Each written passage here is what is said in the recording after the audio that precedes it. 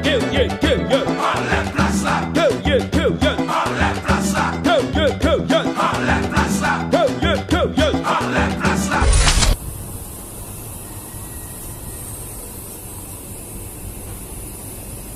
Alors bonjour, alors hier on s'était entretenu, on avait fait un petit point, il y avait une réunion de prévue et visiblement c'est une réunion qui n'a pas forcément apporté les réponses souhaitées. Non, vous savez, Madame Honor, elle a voulu débloquer la situation, elle nous a demandé de venir à une réunion de façon à ce qu'on peut enlever le barrage. Mais vous savez, tant qu'on n'a pas un accord signé, on ne peut pas enlever un barrage.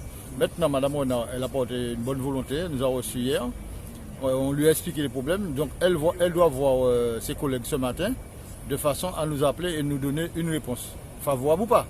Mais en tout cas, on attend une réponse favorable pour voir si on peut débloquer. Mais tant qu'on n'a pas de réponse, c'est sûr qu'on ne va pas débloquer. D'ailleurs, demain matin, demain mercredi, on a prévu de se mobiliser, mais pas ici, si on n'a pas de réponse. Donc, vous savez, on entend tellement de choses. On voit hier sur le journal, M.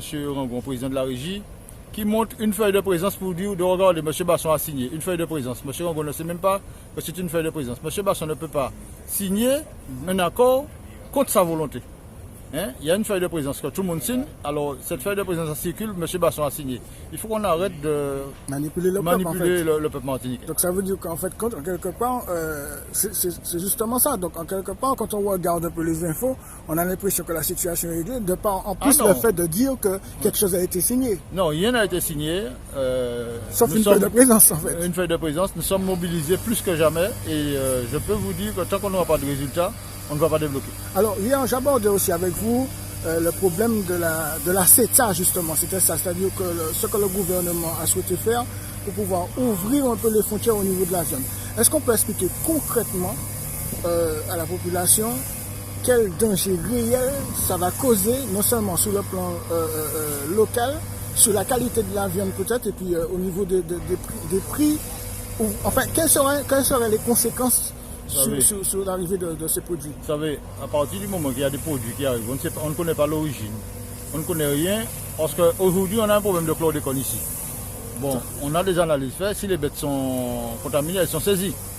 Bon, quand les bêtes vont arriver demain matin, la population va dire, bon ben les moins chères, elles iront vers l'importation, c'est sûr, mais il faut savoir aussi qu'elles iront plus souvent chez le médecin.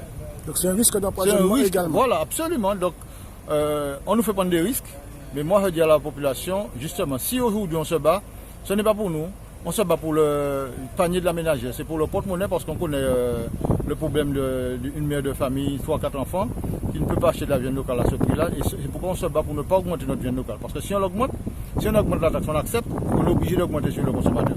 Et je refuse cela. D'accord.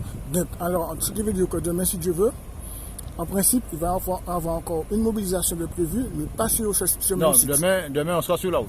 D'accord. On sera sur la route demain, si on n'a pas de réponse aujourd'hui. Bon. Vous pensez que vous aurez réponse aujourd'hui? Je le souhaite en tout cas, parce que nous ne sommes pas là pour bloquer la population. D'ailleurs, hier, on n'a pas bloqué la population. Pourquoi? Parce que nous avons des enfants à l'école, nous avons des grandes personnes malades qui vont se faire dialyser et tout. On n'a pas voulu faire cela. Mais par rapport aux commentaires qu'on voit suite aux diverses...